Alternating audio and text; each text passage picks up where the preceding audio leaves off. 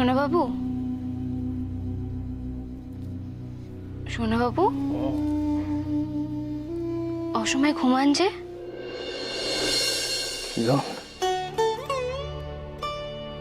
আয় আমার নিকট বস। এ কি, আপনার গাও যে গরম, চড়াইলো কখন? আসতে কাল রাইতে।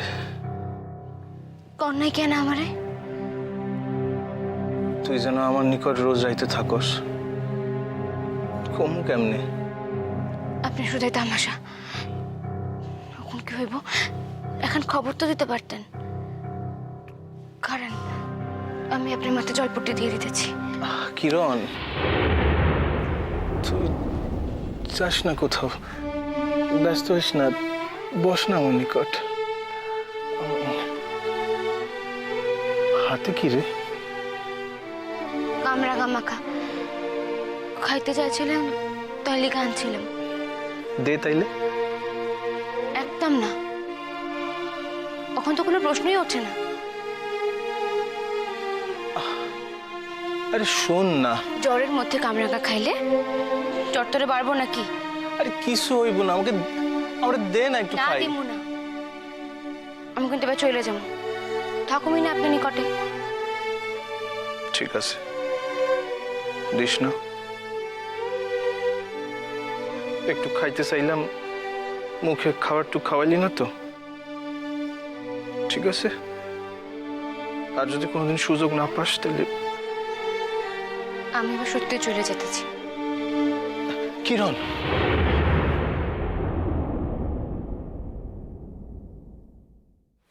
অসুখওয়ালা মানুষেরে এমন কঠিন কইরা কেউ কথা কয়?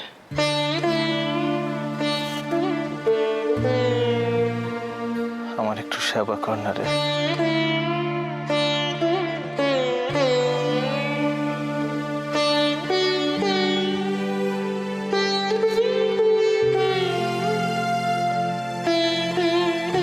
শুধুই হাত বুলাইলে চলবো? তাহলে আমি তো কইলাম আমি জলপট্টি দিয়ে দিতেছি। না। তাইলে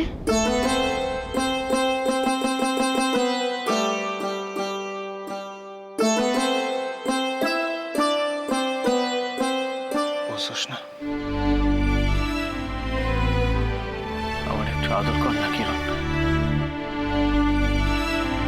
বেশি না, অল্প। আজ আমার মন খান বড় চঞ্চল হয়েছে, আর এই চঞ্চল মনকে শান্ত করণের উপায় তুই ছাড়া সে আর কারো জানা নাই।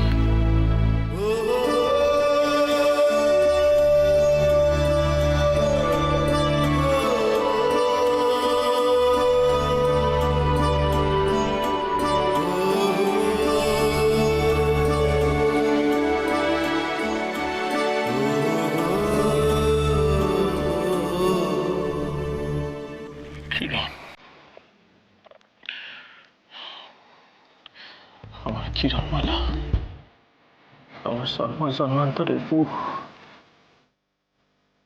চির সাথী। হইল কি আইজ আপনি?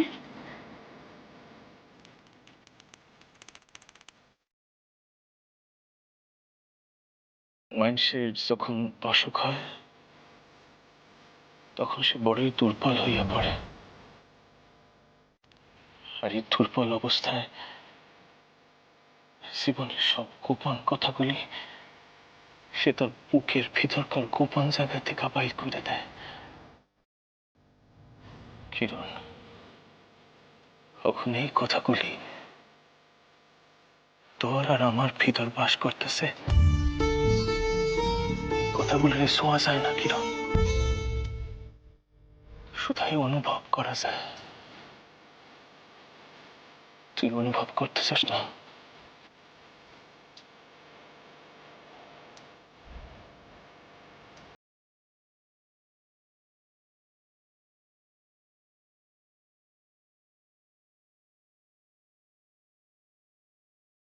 করতেছি। তাইলে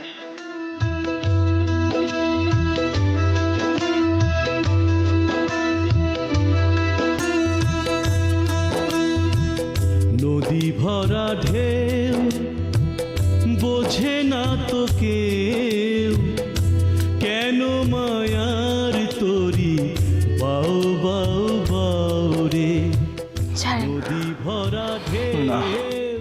ছাড়েন বোঝে না কেউ যদি এসে পড়ে কেন মায়ার তরি বাউ জানিস বাউ কিরণ, বাউ রে আমার যখন জ্বর হইতো মায়েরে আমি বড়ই জ্বালাইতাম। আমার নিকট হইতে কিছুতেই মায়েরে উঠতে দিতাম না। এখন মায়ের নাই, তুই আছস, তোরে আমি কিছুতেই ছাড়ব না, কিছুতেই না।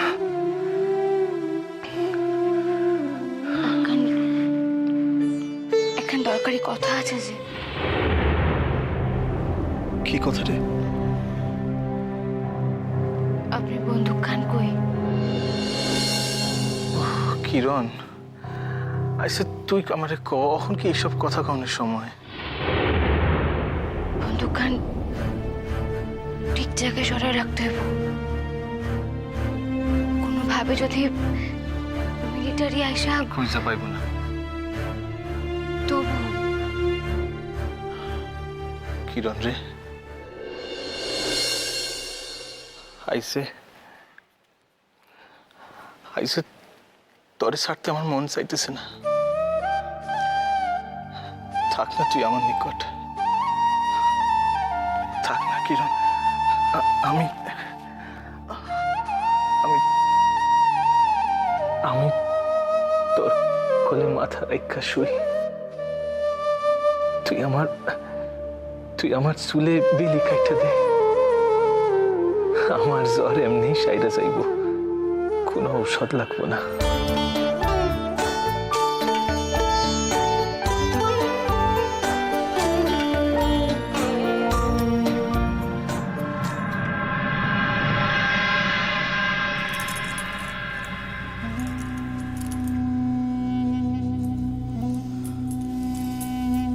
ছোট এনে এটার আকাশ শোন, 2000 টাকা আছে, এর মধ্যে আমাদের অনেক কিছু কেনা হয়ে যাবে। বল দিদি, দাদার হাতে এই টাকা দিয়া কইবেন যেন অন্তত 2-3 রকমের মাছ কিনে আনেন।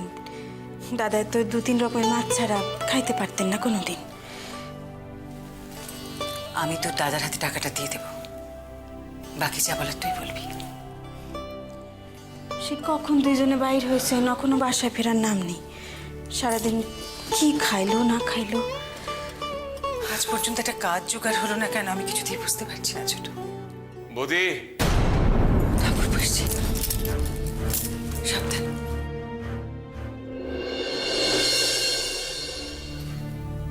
বৌদি, ঠাকুরপো, কি গো দুপুরবেলা কি খেলে? বাড়িতে এসে তো খেয়ে যেতে পারতে ঠাকুরপো। দাদার লগে তো এক লগে বাইর হয়েছিল। দাদা কোথায় গেছেন জানো? দাদা বাসায় আসেন নাই, তাই তো? না আসেনি তো, আর কোথায় যে গেলেন ভালো করে তো বলেও গেলেন না। বৌদি,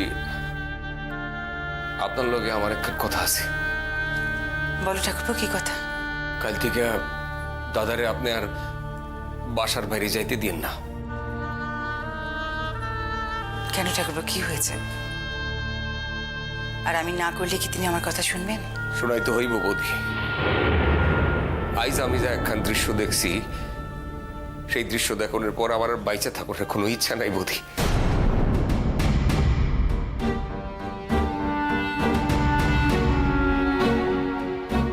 কি কি দেখছো তুমি? দাদা কই গেছেন? দাদার শরীর টরীর ভালো আছে তো?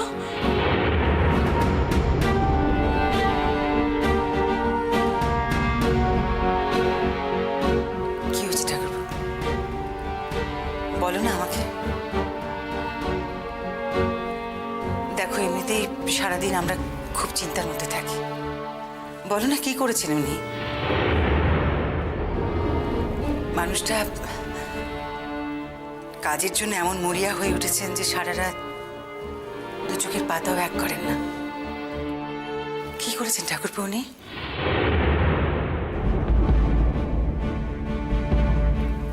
ঠাকুরপো, কি হলো বলবে তো? কাঁদছো কেন এমন করে, বলো। কি হইলটা কি? দাদা কি কোনো বিপদে পড়ছেন? ঠিক কইরা কও না চাই।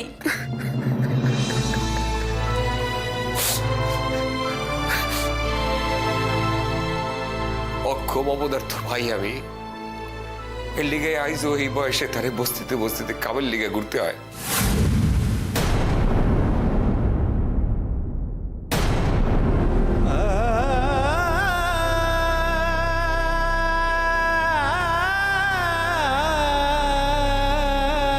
কি বললে ঠাকুরপো? কি? দাদাই বস্তিতে বস্তিতে ঘুরতাছেন মানে? আমি শর্টকাট কখনো লিগে বস্তির ভিতর দিয়ে যাইতেছিলাম, তখন দেখি দাদা এই বস্তির মানুষে জড়ো কইরা তারা যাতে তারে চিকিৎসা করার সুযোগ দেন সেই কথা কইতেছে।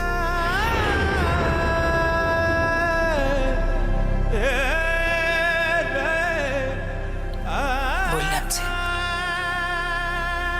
মানুষটার সংসারের চিন্তা একেবারে মরিয়া হয়ে গেছে। বৌদি, দাদা এই বস্তির লোকদের কাছে হাত জোর করে কইতেছে আমারে তোমরা তোমাকে সেবা করার সুযোগ দাও। কইতেছে যে সবচেয়ে কম পয়সায় আমি তোমাকে চিকিৎসা করে দিব। আমার আর কিচ্ছু চাই না, খালি একটা টেবিল চেয়ার হইলেই হইব।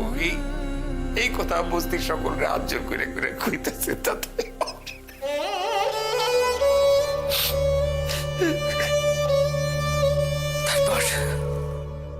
এই দৃশ্য দেখার পরে আমি ওই জায়গা থেকে পলাই আইছি বৌদি। আমি তো আমার দাদারে কোনোদিন কারো কাছে হাত জোর করতে দেখি নাই বৌদি, তাও আবার নিজের ডাক্তারিকরণের সুযোগের লিগে।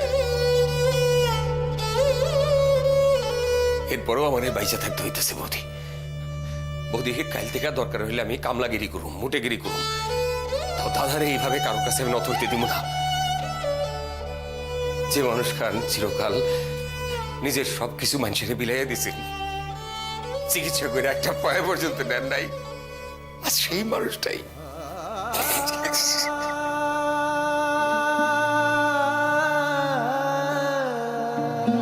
দাদারে কইবেন দাদায় মাথা নত করা মানে আঙ্গ নিকটে তার মৃত্যুর স্বামী। ওই গো বৌমা, এক কাপ চা দিবা নাকি? ঠাকুরপো, তুমি যে দৃশ্য দেখে এসেছো তা কিন্তু ওনার সামনে কখনোই প্রকাশ করা যাবে না, তাহলে কিন্তু উনি অপ্রস্তুত হয়ে পড়বেন। অন্য কোনোভাবে ওনাকে আটকাতে হবে ঠাকুরপো। আরে আনন্দ, কখন আসছো? এই তো কিছুক্ষণ আগে আসছি দাদা। কি হয়েছে আনন্দ? কই গলা খান এমন লাগে কেন? কিছু হয়নি তো দাদা। আনন্দ, তোমার আর কাল থেকে ছোটাছুটি করতে হইব না, তোমার তো অভ্যাস নাই ভাই। আমি এখন মোটামুটি কামের ব্যবস্থা করছি। দাদা আপনি কি মনে করেন আপনার ভাই এতটাই অকর্মণ্য যে এই বয়সে আপনি রোদে পুইরা জলে ভিজা কামের জোগাড় করবেন আর আমি ঘরে বইয়া থাকব? ভাই রে, আমি তো বড় নাকি? বড় দাদা হইয়া ছোট ভাইরে কষ্ট করতে দেখলে। দাদা দাদা আপনি কোনো কাম করতে পারবেন না দাদা। দরকার হইলে আমি কামলাগিরি কইরা মোটিগিরি করে সংসার চালাবো, কিন্তু আপনি কারো নিকটে হাত জোর করতে পারবেন না, আপনি কারো কাছে মাথা নত করতে পারবেন না। এইটুকু কথা আমাদের দেন দাদা। ভাই রে শোনো, নিজের ঘর বাড়ি বিষয় সম্পত্তি সবকিছু ছেড়া শরণার্থী হইয়া এই দেশে আসছি। তখন মান অপমান সম্মান অসম্মান দেখলে চলবো? চুরি জোচ্চুরি না কইরা সৎভাবে কামের চেষ্টা করতেছি, এতে অন্যায়টা কোথায়? পেটের লিগা সংসারের লিগা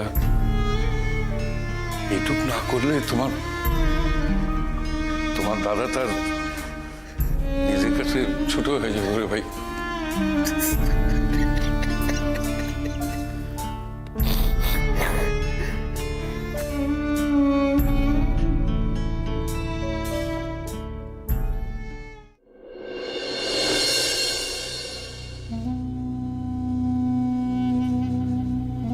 দাদা,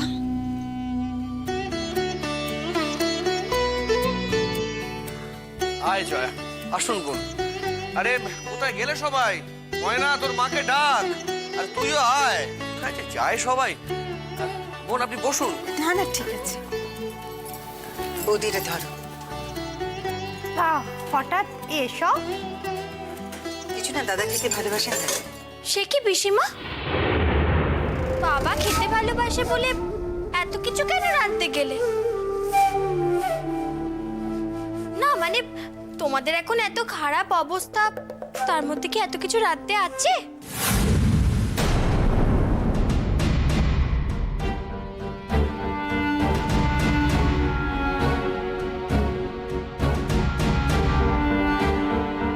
আমরা তো নিজেরা পয়সা খরচ করে কিনি নাই।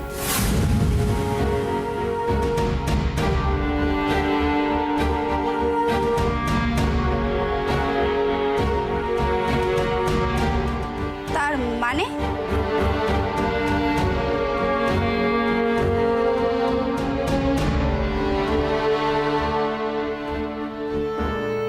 কেন দাদা, আপনি বাসায় কিছু কর নাই?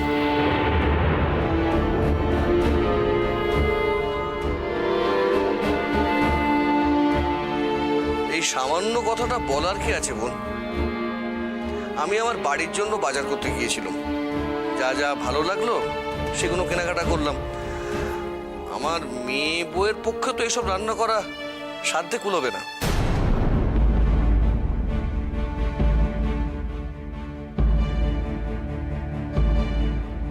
তা শুনি, তোমার আবার কবে থেকে কচু ঘেচু জঞ্জালের প্রতি ভালোবাসা উঠলো যা বউ হয় আমি জানি না কো?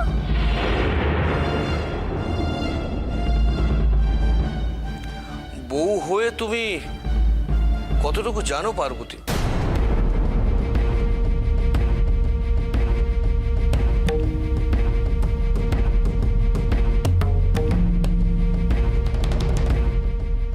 নিজের হিসেব নিকেশটা মিলে গেলেই তুমি খুশি। বাড়ির অন্য কারোর প্রতি কোনোদিন চোখ তুলে দেখেছো? কিংবা তোমার মেয়েকে শিখিয়েছো?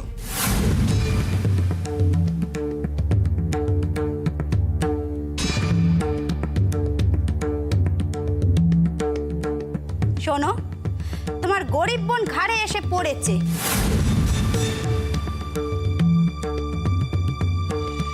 আমাকে নুকিয়ে তার সংসারে উজাড় করে দিচ্ছ সব, ঠিক আছে।